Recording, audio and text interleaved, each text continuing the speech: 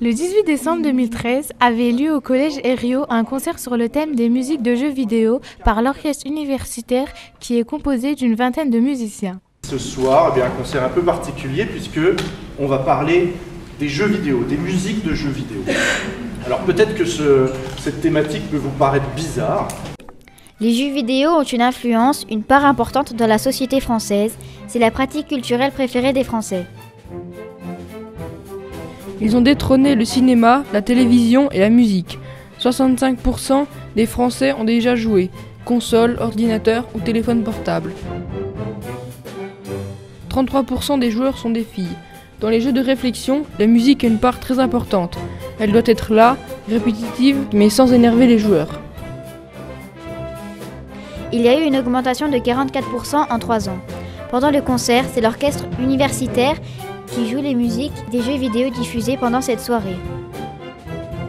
Dans ce concert, ils ont montré des jeux des plus anciens aux plus récents.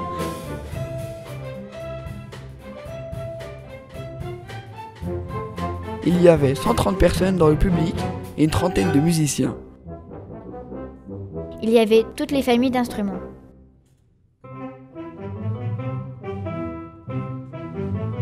Ce concert nous montre des jeux populaires, des jeux de réflexe, mais aussi des jeux de stratégie, Tetris, Candy Crush, etc.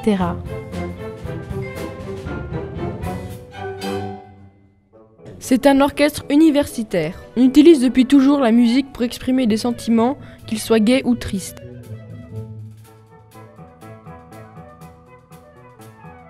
Ce concert veut nous montrer le lien entre le son et l'image.